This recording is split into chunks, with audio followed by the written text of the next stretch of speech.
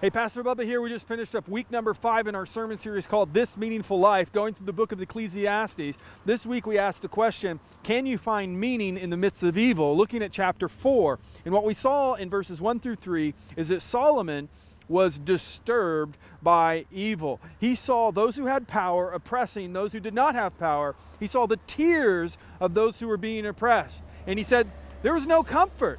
So he's disturbed by the evil that he saw in this world. And it makes us really think, well, what do we do with evil?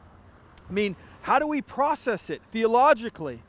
We need to understand that God ordains evil, but God himself is not evil. Now, if that's a new idea for you, maybe you didn't hear the sermon. I explained that in great detail in the sermon, so I'm not going to do so here. I would encourage you to watch the sermon.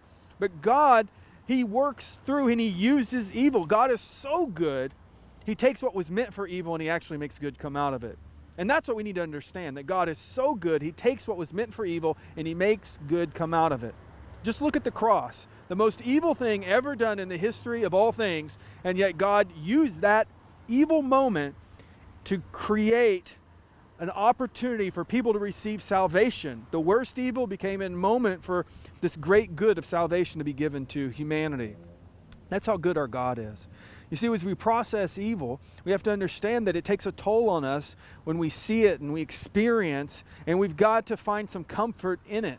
And the way we find comfort in evil is by not our circumstances, but rather looking to Jesus, understanding that the gospel of Jesus is powerful enough to help us and to bring us comfort in Christ in the midst of even experiencing evil. How does God help us? Think of the things he has done and promises to do. He died on the cross in our place for our sin. He took evil to redeem us from evil. He went to the grave so that evil could be put to death. He rose from the grave so that we could receive salvation and new life. He also is on a throne, reigning over all things. He is working providentially in and through all things. He promises to return, and there will be a day of judgment when justice will prevail and whatever evil has been committed against us will be dealt with once and for all.